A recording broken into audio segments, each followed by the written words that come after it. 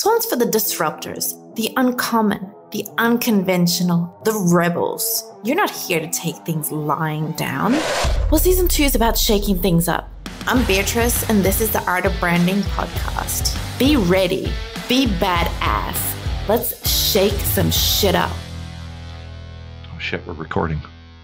You know, someone is passionate when they can take an idea and rabbit hole it into something glorious and downright badass. And that's exactly what I see in co-host Elijah and his passion for sound and podcasting.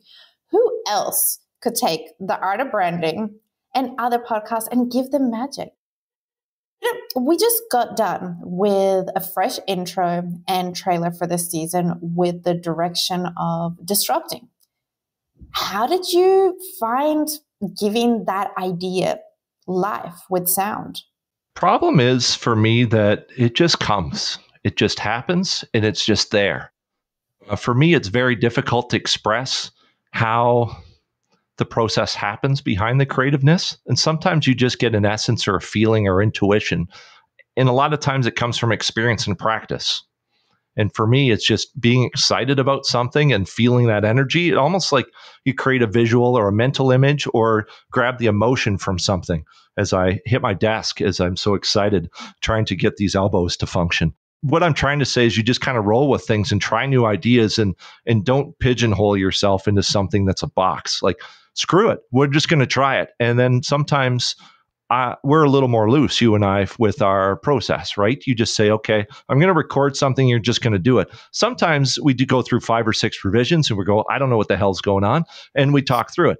And that's totally cool because that's our style. And I appreciate the creativity. And other people are like, okay, you got to do it this way. You got to be an order taker and you just edit and make it sound nice. So it really depends on the person's interest, how the discussion's going, kind of feeling out the vibe. And then it's just figure it out and let whatever happens.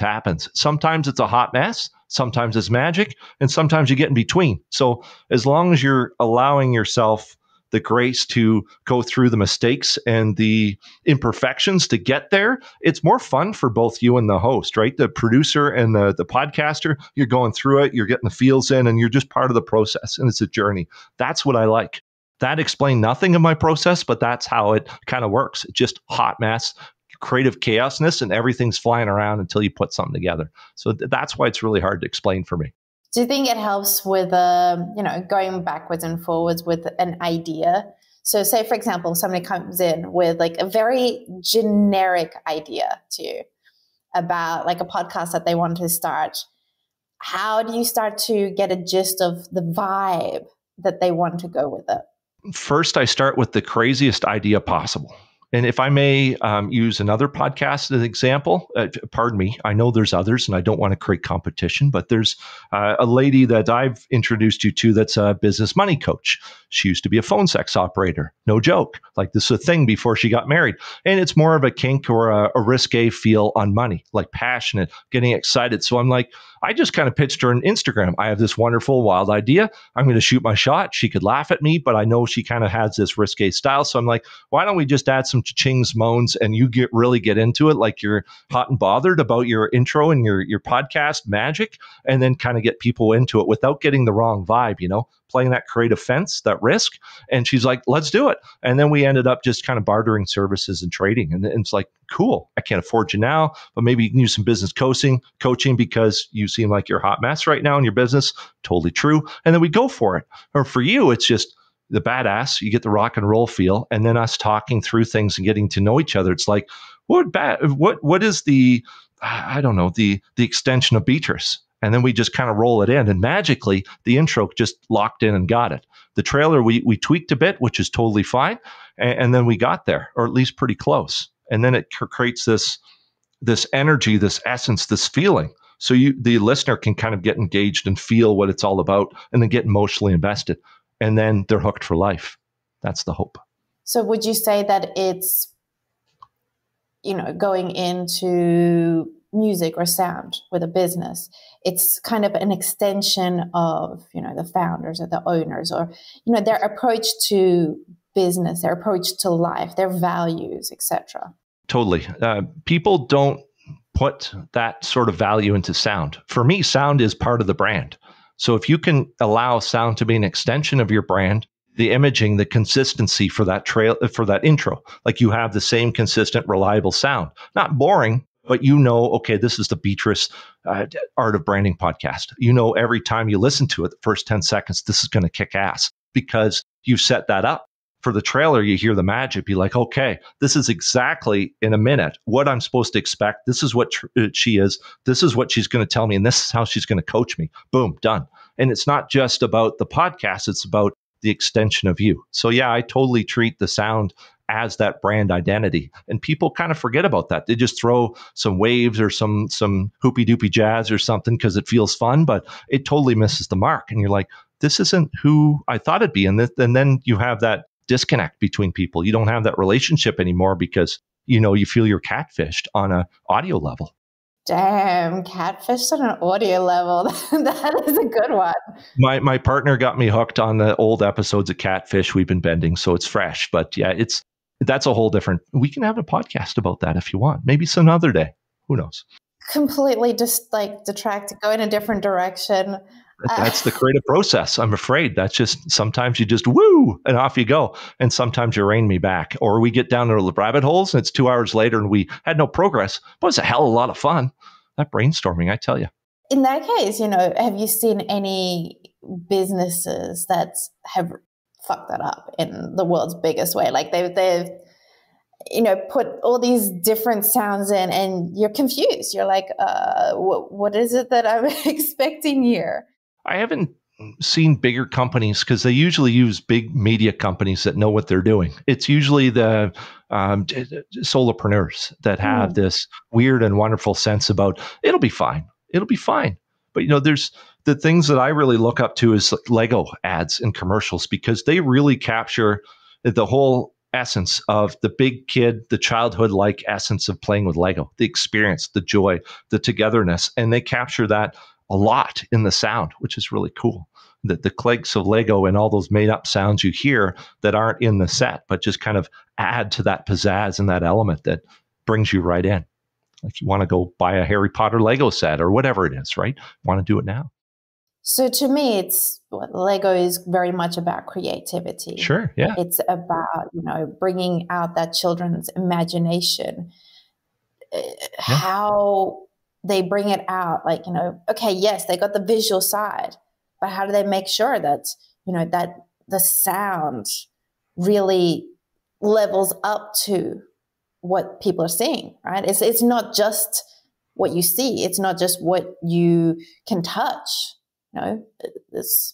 You got to treat it as that extra sense. You have these 5 senses, and part of it is everything that we do is related to sound first. And with video and all that other TV content, we forget that the human brain processes sound first, and the video is kind of like an extra layer to add that extra sensory perception or that added benefit, right?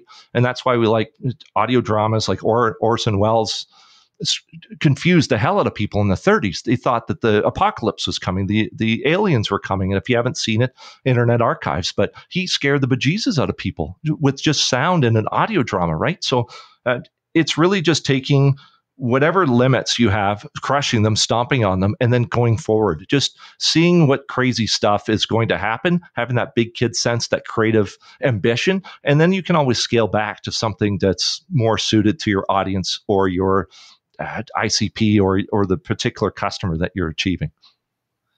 So out of curiosity, for those who haven't listened to him, how did he make people think that the world's ending?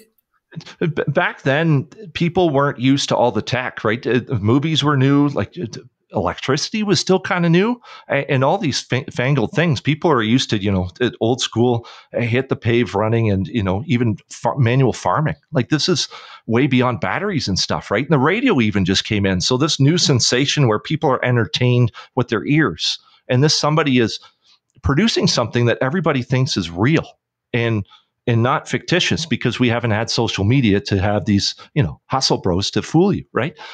So here we are with the with the sounds and the creations and the believable stories, the storytellers who bought into the script, who didn't just read the page, they were actually, conveying emotion, as I call lifting the words off the page and bringing another dimension to the words that you hear. So that's why I think it was so believable, because they had these, even though it was, tinfoil raffling around or somebody stomping with wooden shoes on the floor, like that was the homemade sounds you had back then, not like a .com website. And they just bought into it. And they made it believable, and everything kind of came together. And it also helped that this was a brand new kind of phenomenon. This audio drama was like this newfangled thing. Like, I don't know, like Tesla electric cars when they came out in our generation. It was just this thing that blows people's mind. And then they didn't know that people would actually fool you on the radio, this newfangled tech. And they bought into it, and people are in mass hysteria, which I think is kind of hilarious in retrospect. But then it was the real deal. You know what? That makes me think of, I'm not sure how recent this is. I mean, I feel like it's been done for a few years now, but it's really surfaces the ASMR. Yes. Where it's like, I don't know. It's strange for me to want to enjoy somebody chewing on a uncomfortably close to the microphone on a cucumber or something. And people enjoy it because it's calming, but I still don't get it, B. I don't understand why people would want to be this close to a cucumber. I don't know. Do you like it? Is that a thing for you? It's intriguing. I see a few brands that have really started to bring that out in their social media, and that's mainly through like user-generated content, right? Where, somebody's cars. So like starting a car, like there's no talking. They're starting a car, they're tapping or like, touching on the leather interior. And it's almost like you're getting a feeling of the car without actually being in it. A lot of the ads for cars, right? Like it's you're driving through the mountains and all the scenic side, but that kind of brings a different sense and a very different approach. I guess because life is noisy for us in the modern day, you go back to basics and simple, and you focus on one sound at a time. And then you just kind of calm down. Your body stops. The anxiety's gone. The whoosh of, likes and dopamine hits are gone. And you just focus on one thing. Maybe that's the magic. But the 12-year-old in me goes, I don't want somebody's cucumber, like literally here. And I'm sorry for the visual, but that's what it feels like to me. And it's weird. But and especially if you have that particular customer base that likes ASMR, lean into it. Nothing's wrong with it. Maybe I'm old. I don't get it. But from that calming standpoint, I just rather sit still and read a book. But who am I? Everybody's different. That's why they like the ASMR stuff. I think it's really, as you said, understanding who your target audience is and experimenting, especially, this shows everything is about disrupting. So, taking the chance to try something and seeing how it drops, because if you don't try, you would never know, be it like right. ASMR tapping on a desk. You're getting a feeling of, okay, where is this person? What is the vibe with them, without needing to speak, without needing to add some like music in the background. Although with music in itself, that there's just so much room, like there's so much choice. Yes. You see in movies, they do this on Instagram, the behind the scenes people, right? They'll show, okay, here's the scene without sound effects and music. And it's totally different experience when they add that kind of that Sherlock Holmes type style music or the Jaws type, dun, dun, dun. You get your heart rate up and gets excited and get emotionally invested, or you hear a crash or something, or there's a gun or goes off, but they need that sound to sound real, or a squealing car. It's totally different if it's silent. It's kind of neat to go through that process and kind of understand how the creative process happened to kind of get you there. And then you have more appreciation for the art, I think, that goes into the whole movie experience. As one example. Now, I wonder what would happen if, somebody does an ad and it's almost like there's one of the original movies, there's no sound in it. The silent movies, way back. Yeah. Silent movies. And, it's all just the visuals. Okay, like it's going anti what we're talking here, but maybe that silence would be something that people don't really expect. They click play, and then it's just got the captions of people talking. And you just hear white noise. And people are just mouthing the words with the descriptions. It almost feels in the modern sense that Instagram, how you turn the music off or you mute it, and then just the captions are coming across. Not quite the same, but I guess that's the closest I can think of. We should try that. Or maybe SMR at the end of the episode, see what you got. For podcasts, which is entirely listened to. The art of branding or the ASMR would work. I don't know. How crazy would you get? And this is a silent movie. I wonder if people would actually go through the exercise of pretending and imagining what is actually going on and going through the process of being silent with you, or would they just tune out and go, this chick's weird, I don't get it. And it'd be interesting.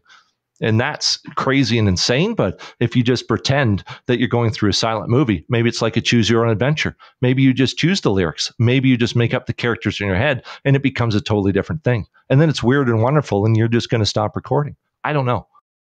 Then you could go the other way, right? Like, yeah, taking people on a journey just through with like the sound. How, say, for example, a business is preparing some podcast or an ad, how would they use music to disrupt but also stay very much on their brand? There's elements of music manipulation or sound manipulation. Like you could, if there's a therapy brand, say like not advertised or sponsored, but I use BetterHelp, so I'm going to use them because I don't know many.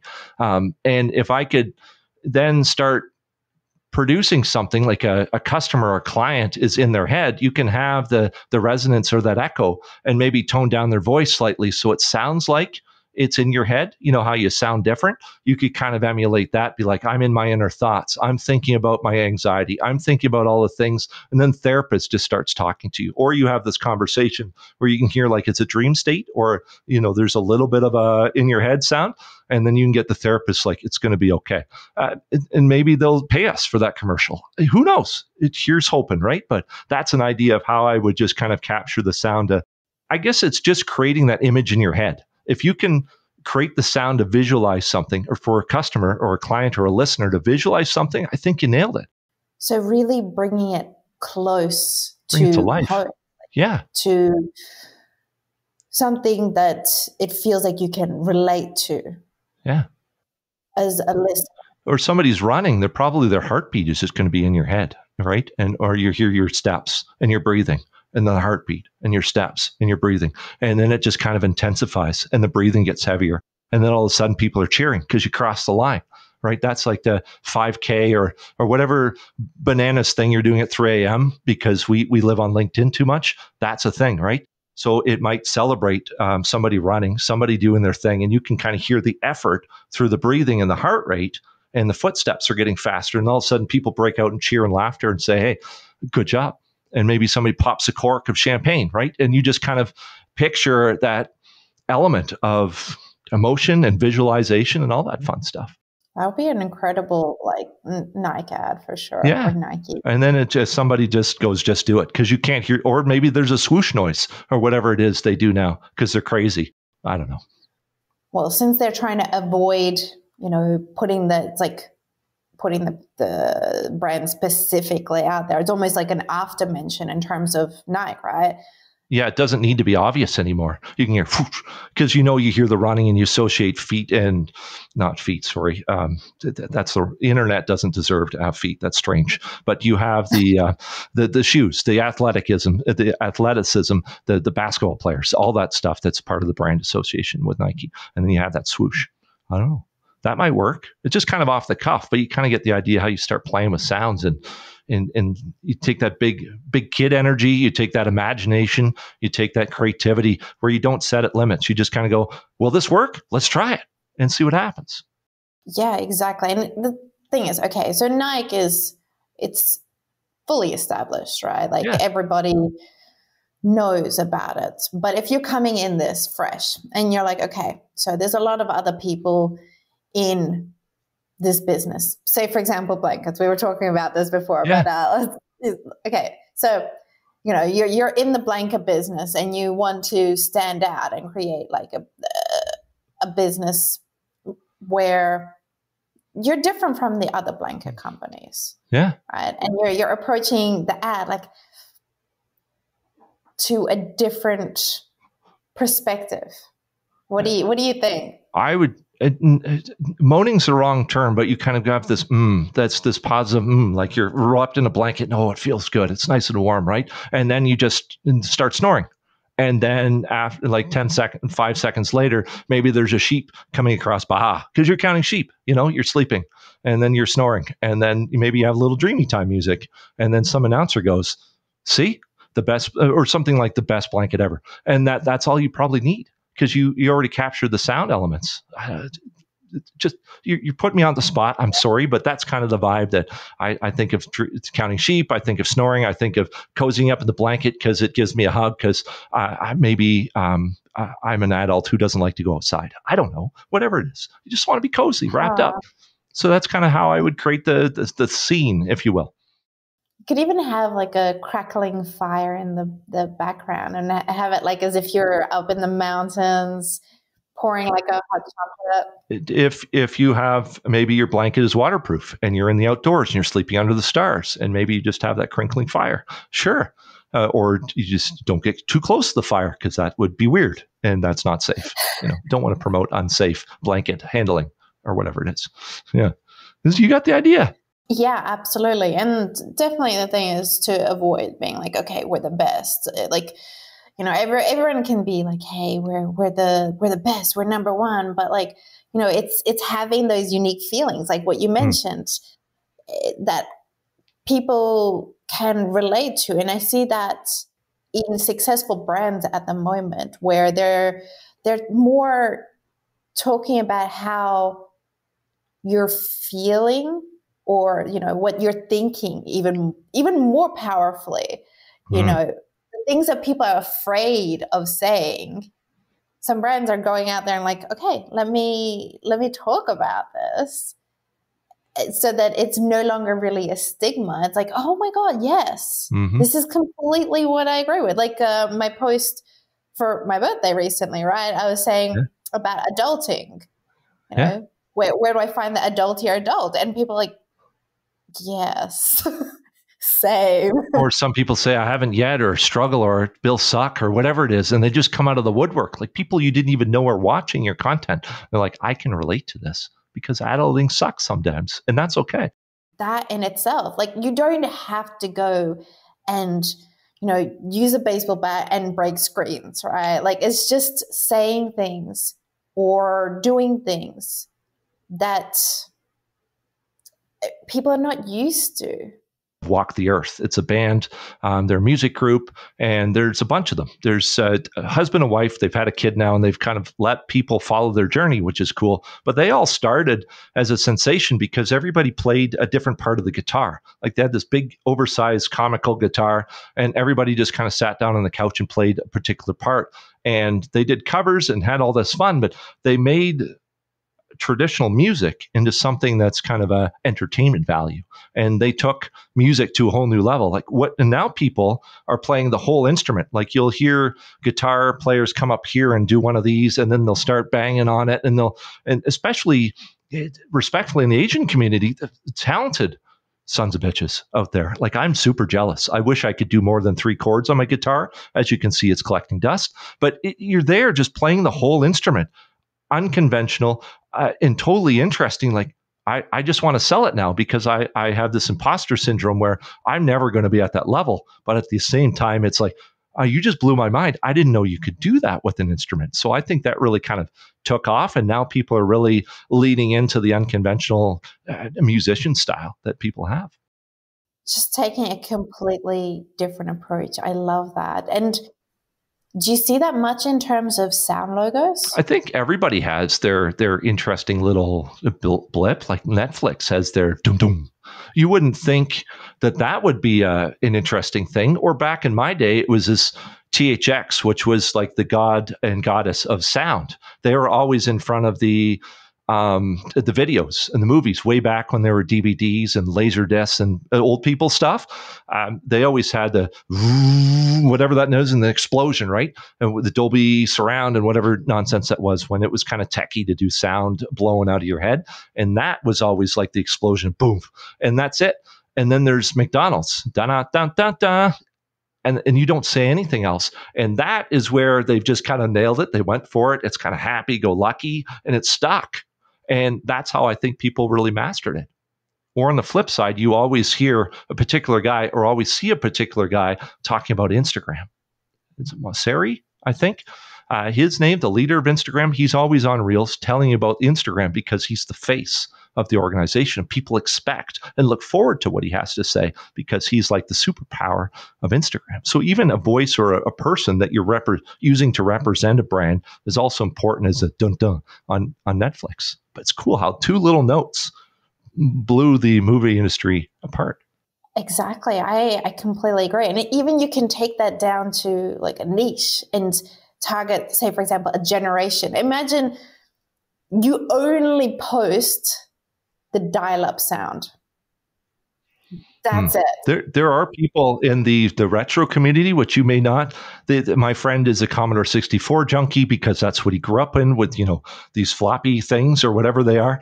And you had these screeching, heinous noises. But people love that because it brings back childhood memories. It's kind of weird, but wonderful, And this whole hardcore community of absolute nutcases, I call them, like absolutely obsessed, wonderfully obsessed about this old technology. And that just brings back all these endorphins back and this pure joy people get from the screeching, heinous noises.